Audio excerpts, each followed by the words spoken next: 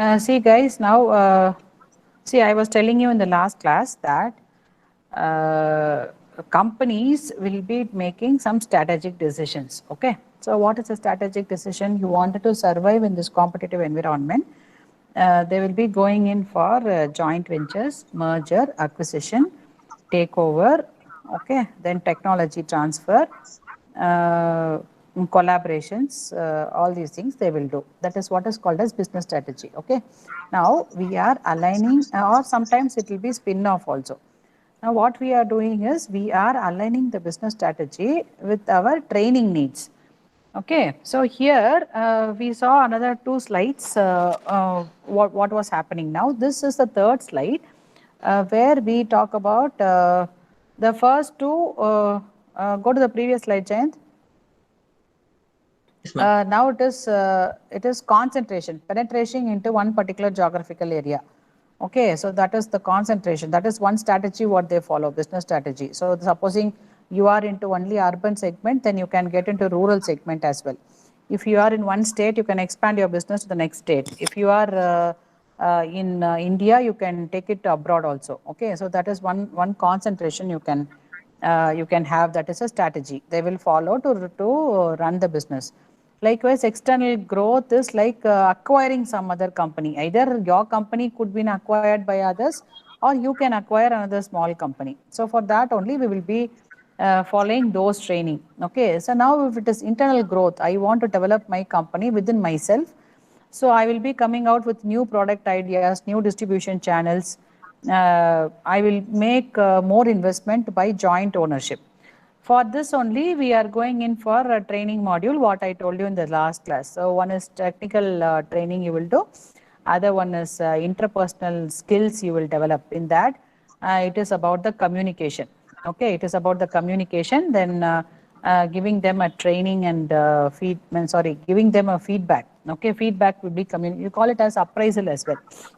Then conflict and negotiation skills, so that you have to improve for your people, because we are going into new product development, so you have to talk to the customers and you have to find out. So apart from this, I would suggest that the technical competence is very, very important for internal growth. So you have to tell them how far you can come out with the innovative products.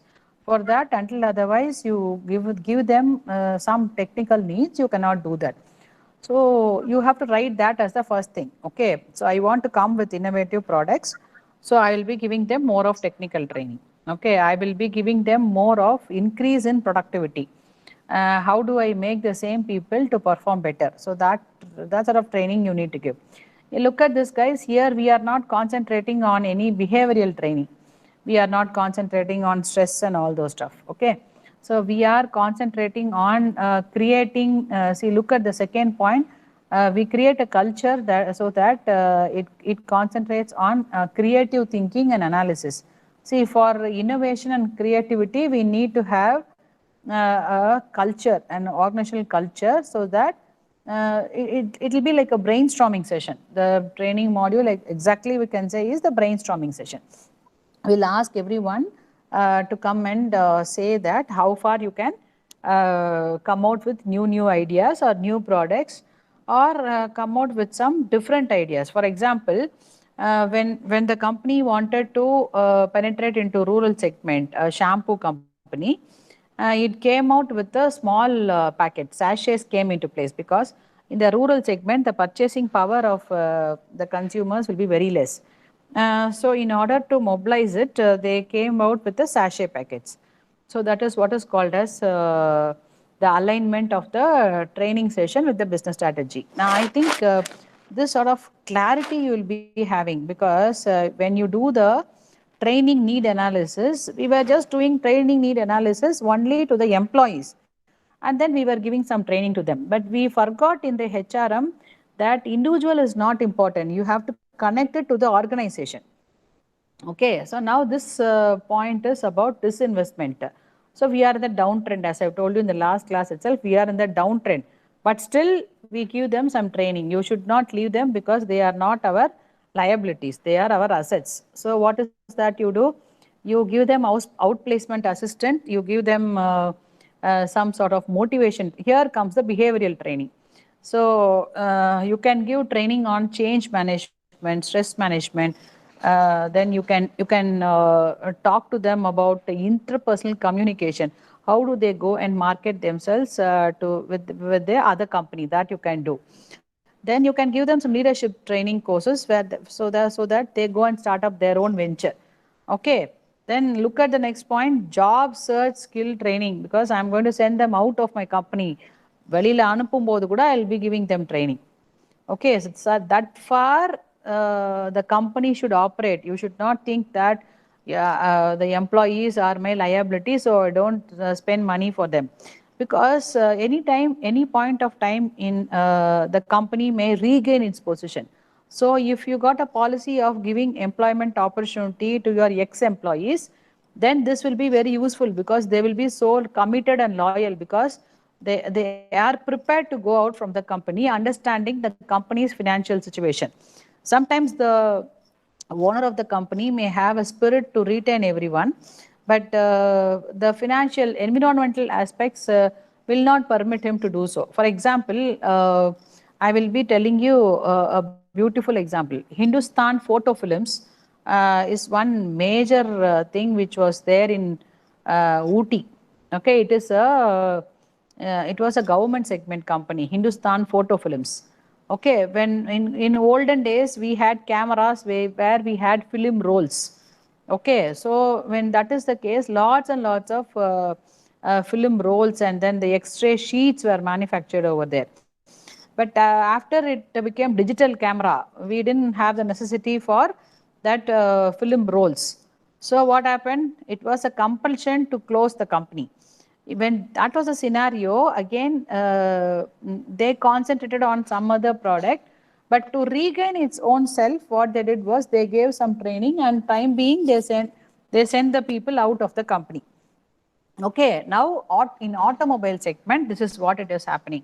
All the auto industries are facing problem of the vehicles because it is more of pollution oriented. So what they are doing is the conventional vehicle model itself is at scrap now. So what they are doing is they are trying to come out with some other vehicles where the pollution is being controlled on the environmental perspective, and they are trying to bring in more of e-vehicles. When they are trying to bring out e-vehicles, what is that you're supposed to do? You are supposed to come out with some power stations. Okay. So what they will do is they will change the segment from here to the bunks where the power is being fed to people. So this business becomes closed. So people, those who are into that process, will be retrenched from the company. Okay. So this is was, and there are some sick industries as well. Those they are declared as sick. So that time also we do some training. So you understand, we have got a business strategy and the training strategy aligned. Okay, see here we studied in principles of management about centralization and decentralization. So if it is a big company, then the corporate houses will keep the training centralized. They will go to the corporate houses and then they'll be getting training over there. So the training and development programs, resources and professionals are primarily housed in one location. Might be the corporate head office. And the decisions about the training, investment, the delivery methods are made from that particular zone.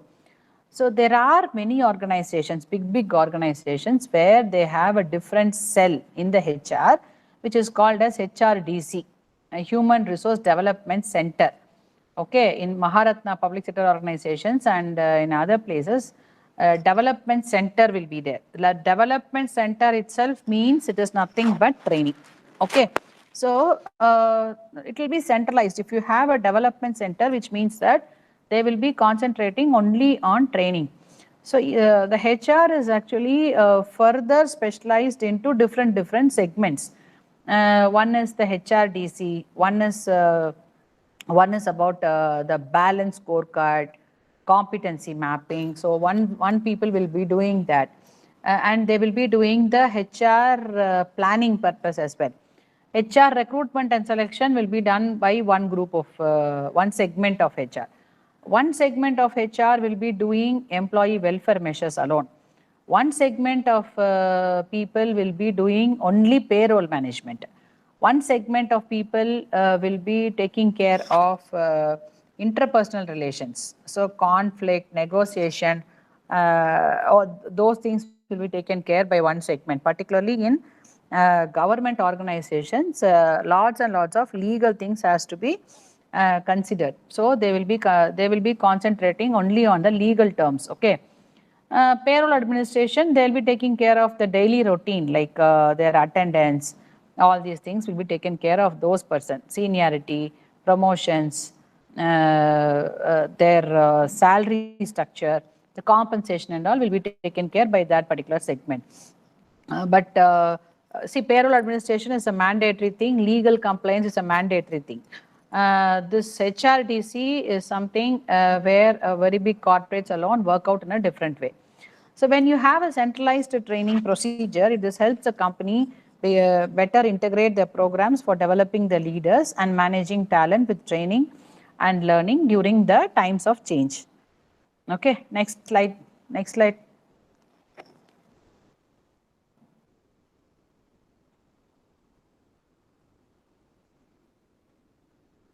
There are learner-centric training and trainer-centric training. Okay, so here this is a faculty model. This is the trainer-centric training. So what I am doing now to you is it is what is called as trainer-centric. So another name for trainer is the faculty model. Okay, so it is typically a college model. So we have got a curriculum, and then based on the curriculum, we will be giving you the content, whereas it is individual based. Okay, it is individual based. The same subject, strategic human resource management, can be handled in a different ways by different faculty. Okay, so same topic depending upon the expertise of that particular individual, it will be handled. Okay, so here this is actually a typical structure of a college, and the training staff are experts in the area, and they are easily determined by the staff expertise. The training function actually may not meet the need of the organization. So we are not aligning it with the business strategy as well. The trainers may be unaware of the business problem and unwilling to adopt materials to fit the business need. Okay, because the faculty will teach whatever they know, whatever is there in the curriculum. Okay, but then that is how the academia is. That is the drawback of the academia. But there is nothing aligned to the vision and mission. But nowadays, if you are into NAC and NBA and all, they are trying to integrate the course objectives, course outcomes with the program objectives, program outcomes, and program educational outcomes. Okay, this is typically strategic human resource management concept. In NBA, they are doing the same only. They will see for each, the college will have a vision. The college will have some mission. Okay, and then the college will have quality policy. Then the college will have actually for one program, for MBA general, there will be some program educational objectives. Okay, then to meet out this objective, we will be having some curriculum given to you. In the curriculum syllabus, the first part will be course objectives. Okay, then course outcomes. So what happens is the course outcomes are determined by the marks what you score in your examination. So you call it as direct assessment and indirect assessment. Direct assessment is by the marks what you score. Indirect assessment is by the feedback given about that particular subject and about that faculty, about the curriculum, about the faculty, about the period and all these things. You give it as a feedback. Okay. So this is the outcome what you get after studying the one particular subject. This outcomes will be now mapped with the course objectives. The course objectives in turn will be mapped with the program educational objectives. You got the point, guys? And likewise, it will be mapped with the program outcomes and the program outcomes and program specific outcomes. Okay, there are two types of outcomes what we expect. So the outcomes and the inputs has to be measured. This is the basic concept of SHRM, which is being done even by the quality certifying bodies. If you take it is NBA, so you people are very blessed enough because you are the first batch to go out with a degree which is NBA accredited.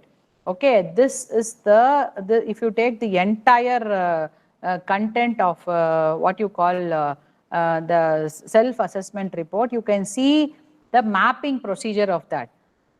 Okay, so that far strategic human resource management has got any implications. Oh, got my point, guys? Likewise, in any company, they'll be doing that only. Go to the next one.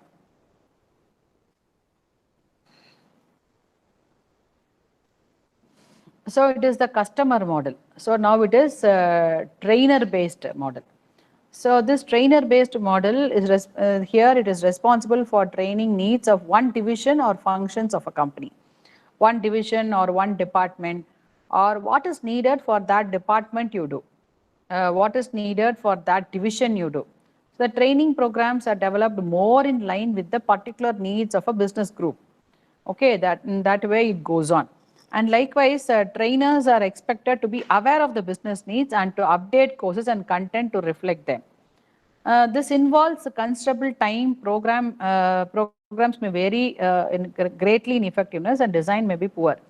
See, when you come for admission, we will always tell you that it is better to study in a university than studying in a college, because the faculties from whom you learn is very important.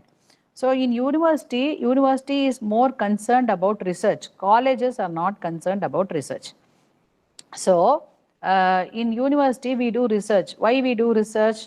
We find out what is happening in what is expected in real corporate world, and what is there in the theory what we read from the books.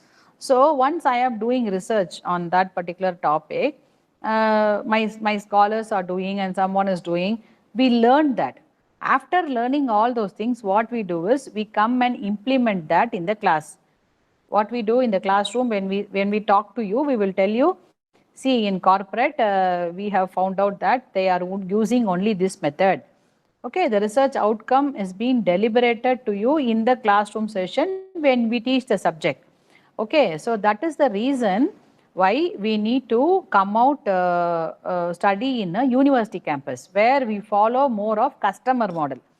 Okay, that particular segment, if it is now you are one group, you are now PG final year. So for your class, how should the class should be? We are actually equipping you to immediately go and face the corporate world. Immediately you have to go and face the placement. So we are training you for placement. So that is why I always tell you, you have to improve your soft skill. Soft skill means what? Soft skill means leadership skills.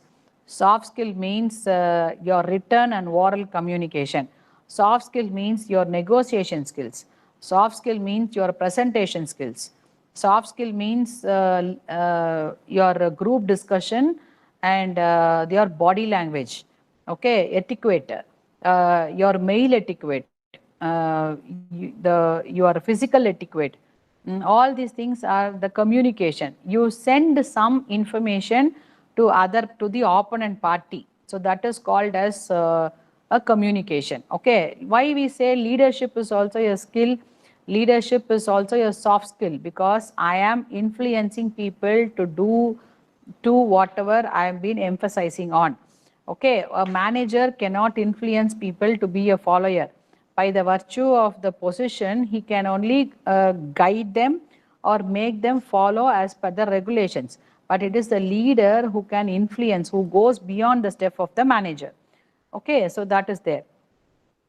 Then all these components are very, very important as far as corporate company is concerned. So we always tell you, come out with soft skills. So soft skills should have some content as well. Okay, without any content, you cannot go and present about it. Okay, if you don't have any content, you will be searching for appropriate words. You don't find words, you will come away. You will have something in mind, but you will not know how to actually deliberate it. So that's the reason we say that this particular skill is very, very important. Okay, so it is more of customer model. Next. The matrix model. See, matrix model is actually a combination of both the models what I have explained to you.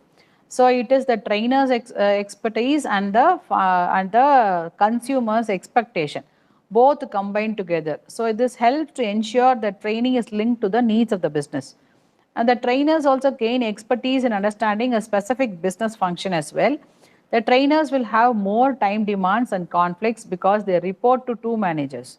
So you have to look into the functional manager who is from the marketing or from the HR or from the finance, as well as you have to face the general top management people, okay, the advisors.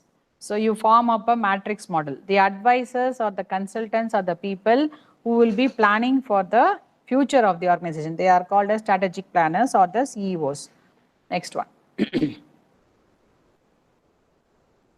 So this is a comparison between a business embedded training organization and a traditional training department.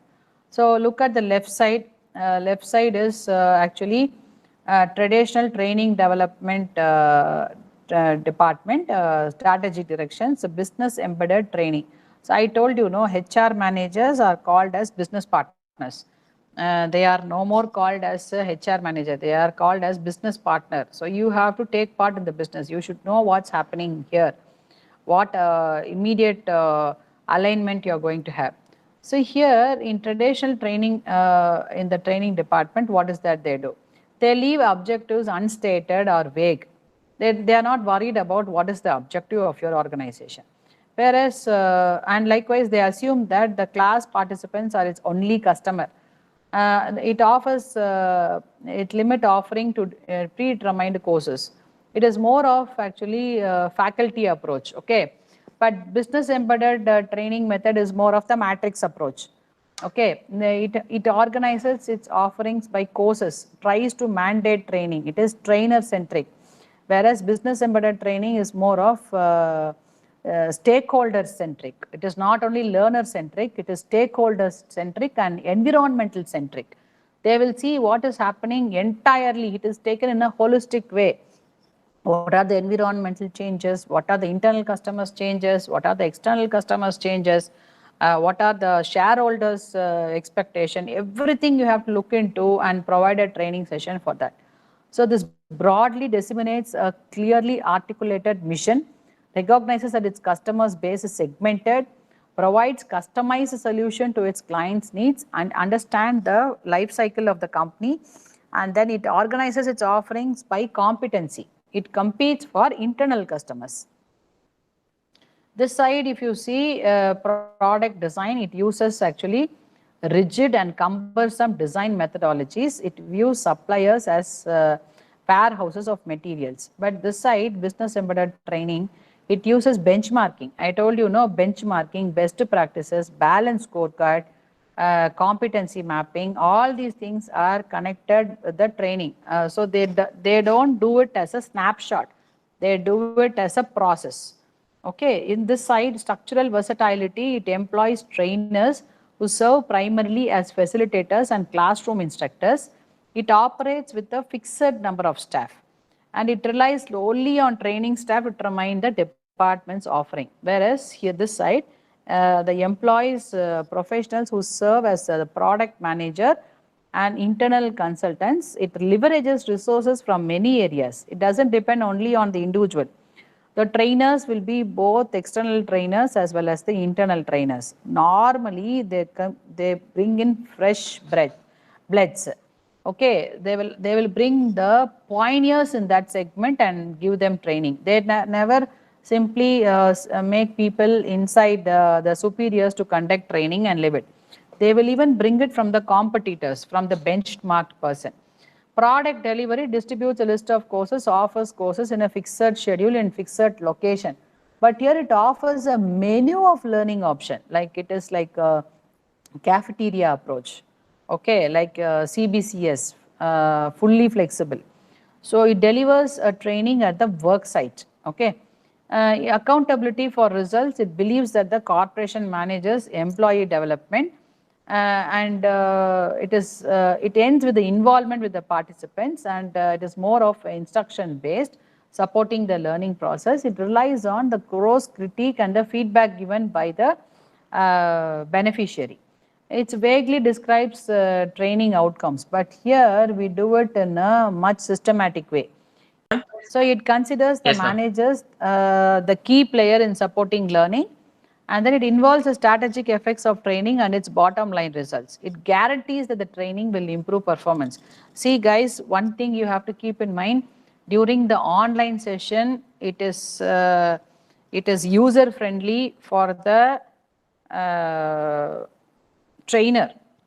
Okay, we are able to finish the entire presentation, the entire content in a much speedy way, nearly 2 times faster than what we do in the class. But it becomes the responsibility of you. That is the reason why in the half-noon session, it is a complete holiday for you, where you have to be speedy in understanding or memorizing what is that it has been taught to you in the classroom session. This particular diagram alone, if you write it as a content in your answer paper, it will be very good. You will be having last 2 days, 2 exams you will be having per day. When will you study the content? Yes, you have to be very, don't go and study it in the last minute.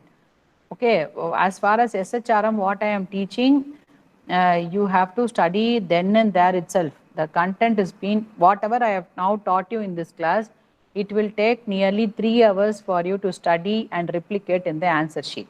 If you are studying it perfectly, you don't even write 20% of what I teach in the class in your answer sheet. So that is not at all warranted. Okay, so you have to actually come out in a different way and realize it, because this is what you are going to talk. This subject is what you are going to talk in future. This is the order of the day. All the corporate segment is in that only, quality policy is in that only, because it makes sense. SHRM makes sense. It connects the dots. If you don't connect the dots, you will not know what a real elephant is. You will be a blind man who has touched only the tail or the ears and know the subject. So when you are into corporate world, you should have this perspective of connecting this with that and come with, we call it as presence of mind, we call it as street smartness, we call it as brilliance. So many words are there for this. So until otherwise you have this constellation mind, like you cannot survive in the corporate world. So that is the reason why I always ask you to come out with what is being taught to you in the class. Kindly keep this in mind, sit and study properly, don't take things for granted. That is why I am telling you. See, though I am somewhere else out, I didn't want my students to simply sit and waste the time, because time will never come. Okay, I cannot teach everything in one fine morning and finish it off. I have to give scope for you to understand, isn't it or not? So you have to look into it in a serious way. Okay, why I am coming and talking to you, because I have the responsibility that you are going for placement. Go to the next slide. In another 2 minutes, I will finish. See, outsourcing training, I told you, no, you can use your internal source and you can use people from outside. So what happens is, if you completely outsource it, I told some of the companies will have its own HRDC. In some companies, what you do is they will give it to a third party. They will take care of everything, and pro rata basis, they will give them money. There are some institutions where you got something called as employee assistance program. The entire thing, the counseling, the coaching, everything will be taken care in that particular place. So that also happens. Okay, next one. The delivery part, and then the training need, effectiveness and all will be done by them. Technical training, you can go for that. Okay, if it is something more on behavioral communication and all, you can do it within the company. So why companies actually outsource training? Because it saves cost, and then your routine work will not be affected if you do it internally. It allows the company to focus on the business strategy. It improves in compliance and accuracy in training mandated to compile with the federal, state and local rules. Many times when we implemented GST, lots and lots of training were given to people by the experts on the GST part. The lack of capability within the company to meet the learning demand. So most of the company employ actually people from outside.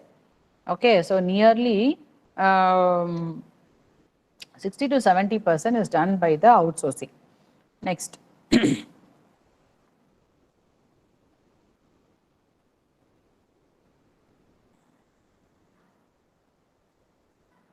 The reasons for not outsourcing is the inability of outsourcing providers to meet companies' needs. Sometimes outsiders will not know about your culture, about your tradition. You are doing something first of its kind, so you cannot ask someone to come and present about that. The company's desire to maintain control over all aspects of training and development, especially delivery and learning content. The reasons for not outsourcing is the inability of outsourcing providers to meet companies' needs. Sometimes outsiders will not know about your culture, about your tradition. You are doing something first of its kind, so you cannot ask someone to come and present about that. The company's desire to maintain control over all aspects of training and development, especially delivery and learning content.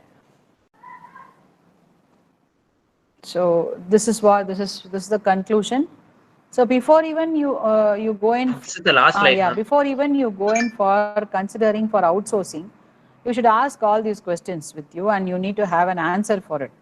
Okay, what are the capabilities of in-house training function? If you don't have only, you are going in for outsourcing. So can your in-house training function take an additional training responsibility? No, only you are going.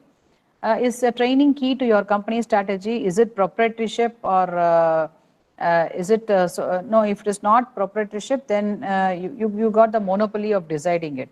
Does your company value its training organization? Yes. Only if it is yes, you have to take up the training agency. Does a training content change rapidly? Then you have to go for outsourcing.